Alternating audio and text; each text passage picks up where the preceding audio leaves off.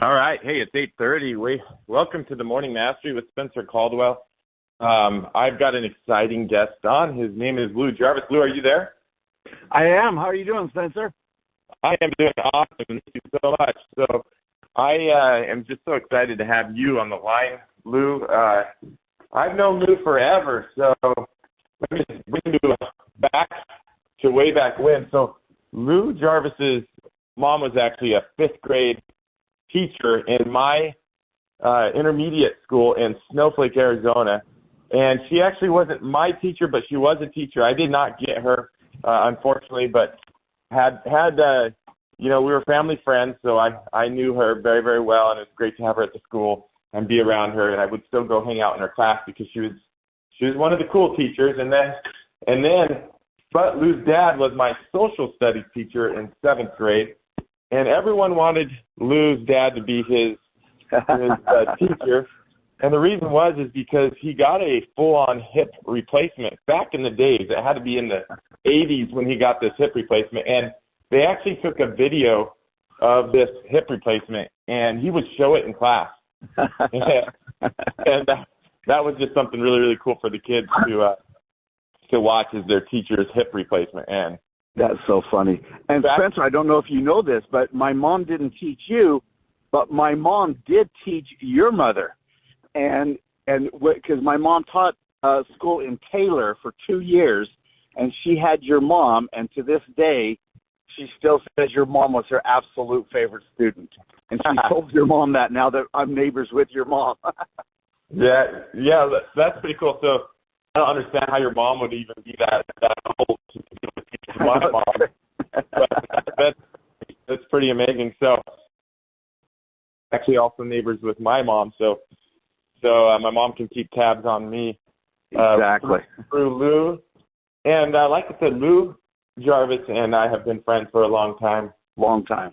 And the reason I really look up to Lou is if you're in any type of sales position and really just honestly mastering life, you want to be friends with Lou. Lou is someone that makes you feel like a better person. Anytime I'm with Lou and I have a conversation with Lou, I leave the conversation thinking I'm a better person and I feel better about myself. So, Lou, you have a gift to make people feel good about themselves, and everyone needs that. I appreciate that about you as a friend. That is very kind of you, and I really appreciate that. That is it gives me goosebumps. That's my goal in life, is just to try to have great relationships and for people to know how I feel about them. And so you're one of my favorites, and you've been a lifesaver to me on different situations in my life. So I appreciate you as well. Hey, thank you. So, Lou, we can't go without talking about Lou or with Lou. We have to always mention his wife, Dawn. As we know, all of our wives are really our secret to success. I think at the end of the day, you've got to have an awesome, great relationship with your family and with your wife to be successful. If you're successful in your family life, you're going to be successful in business. And I just think they kind of go hand in hand, and I think that's important. 100%. Lou's wife is actually from England, and she's got the coolest accent. She's so fun to talk to.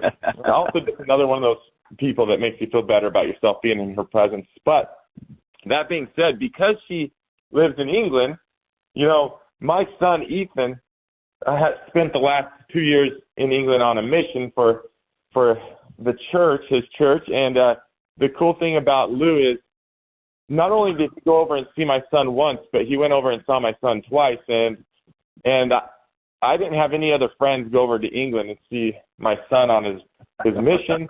And that's a big deal. That's a long way. He took him to lunch and got him a hamburger, and I think the timing was just impeccable. It's pretty hard for these young kids to leave to a foreign country and be gone from their family for a few years. So to get a little piece of home and America in a foreign country is a big deal. So truthfully, Spencer, those were the highlights of both my trips. I just got lucky that I went over 2 years in a row, and I got to see Ethan at the very first of his mission. Then I got to see him right 3 months before he got home, and it was just amazing to see the growth that he had in that 2 year span. And what a great kid. You obviously should be a proud dad. He's a great kid.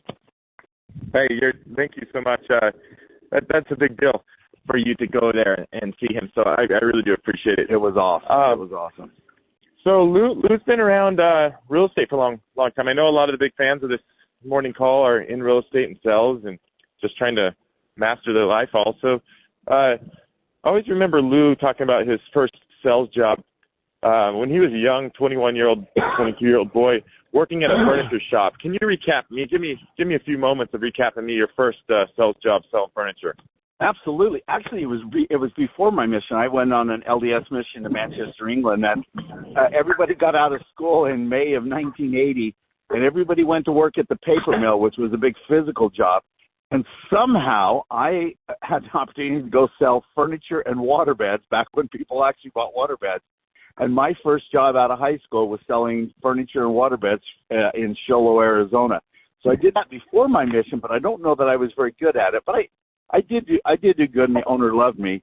And then when I came back from England, I picked back up and I sold furniture for them for a few months until I moved to Mesa, Arizona, and I got my first real big job selling furniture for a company called Lazy Boy Showcase Furniture. So I sold Lazy Boys, and it was awesome because after I had served this LDS mission, I had a mission president that had given me a book.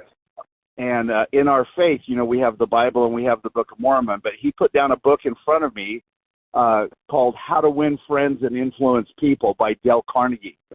And he said, I need you to read this book and master the principles of this book before you ever try to tell people about the Bible or Book of Mormon, because until you understand people, you will never be good at anything else in life unless you understand people.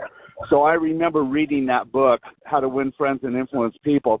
And a lot of people, when they hear that book, they sort of think, well, it sounds like a book about how to manipulate people or how to get people to do what you want them to do, etc. And it's not. It's really a book about genuinely trying to see things from somebody else's point of view. And it's a book about trying to figure out how you can help other people get genuinely what they want. And so after I had served this LDS mission, I started working for kind of a rough guy named Ed Brunig. And but he had, I think there were 27 salespeople.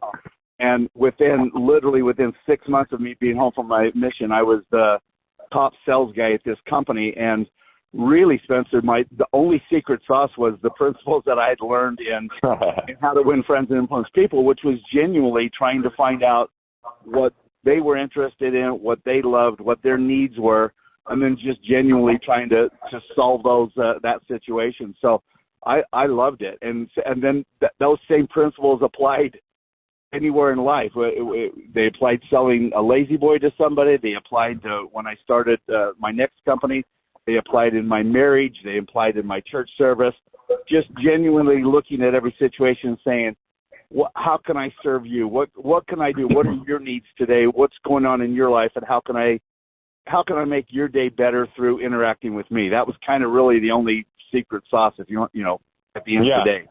No, I like that. Someone once asked me, said, hey, think of your very, very favorite person in the world, like your number one favorite person, and then ask yourself this question: are they interesting, or are they interested in you?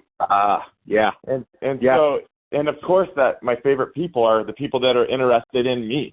They're not interesting people. They're really interested in me. And I'm sure that's one of the principles in an indirect way in that book. So you guys, what he said, that book, you've got to read it. How to Win Friends and Influence People. It's a great book if you're in sales or if you're just in life. Yeah, for sure. It's really more. It's obviously a great sales book, but it's really a life book. It's really. I mean, the principles that are in that book, I've used.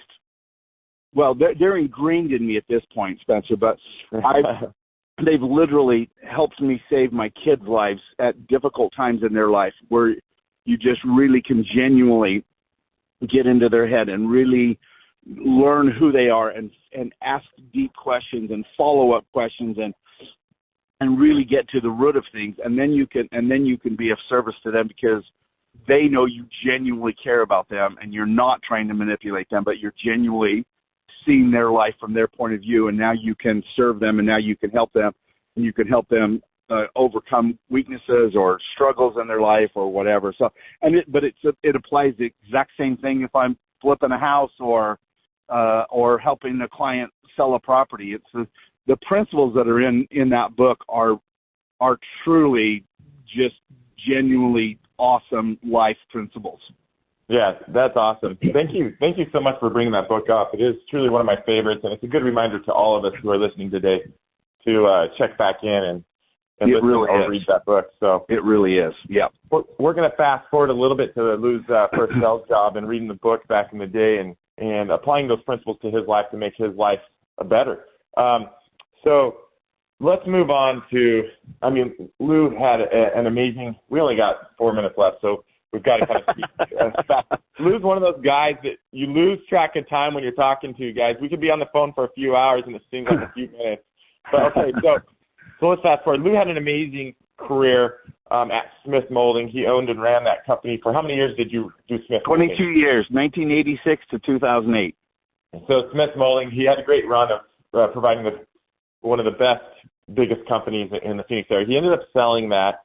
After he sold that, Lou, my personal memories after you sold that property was I actually just knew of you, and we hadn't connected very much. I knew your parents more than you, but you and I met up just seriously. I think it was like at midnight, getting tacos in Rocky Point, Mexico, and that's kind of where I reconnected you. What year was that? That was literally, oh gosh, when was that? That was probably the summer of 2008. I think it was after I'd sold Smith Molding, but before I'd done anything else. Right. Is that possible, or was it maybe a year or two before that? It might have been 2006.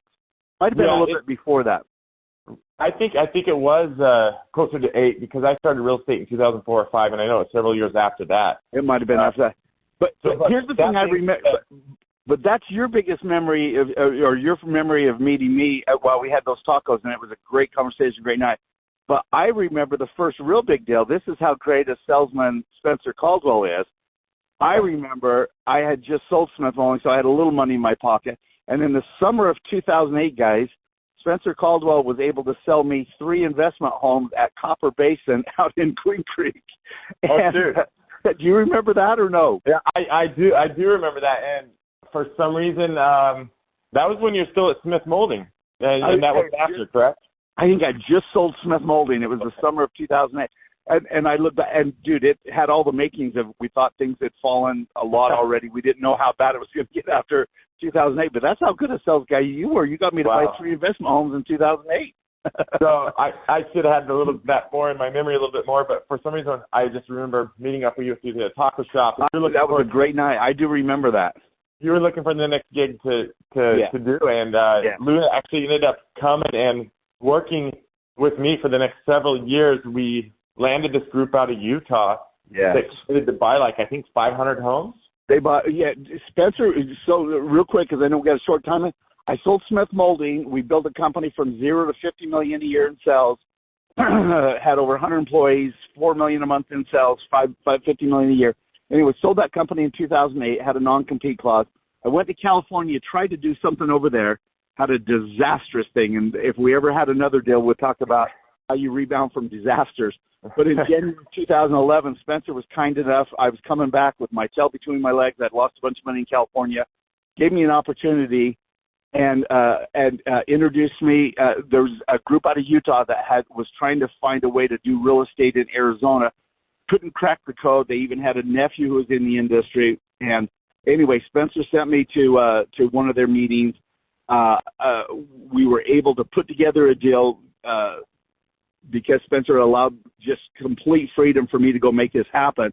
I was able to put together a deal with this group out of Utah. We became their buying group and fix and flip group in Arizona. And long story short, from February or March of 2011 until probably April 2014, I think was the last home we bought for. We bought 500. We did, Spencer and I and his partner did 568 fix and flips. Went to the auction, bought them.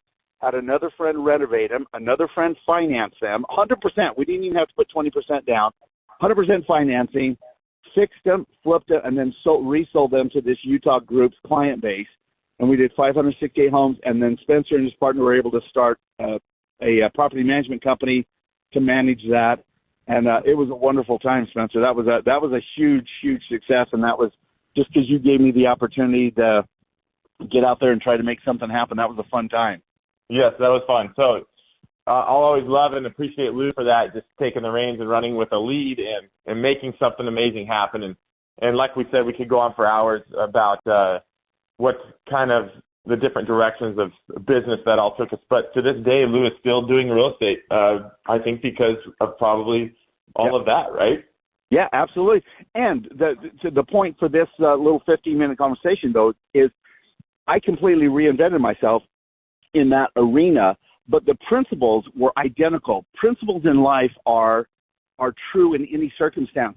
So literally, the only way that worked for us to work with this company out of Utah and to put together an amazing, massive deal in a 2-month period and then run it successfully for over 3 years was literally the same principles from Dale Carnegie, How to Win Friends and Influence People. What are your needs? Go to them and go, what do you need? What is your situation? And then how do I solve your needs? And that's all we did, Spencer, was we went and solved some of these needs that nobody else could solve.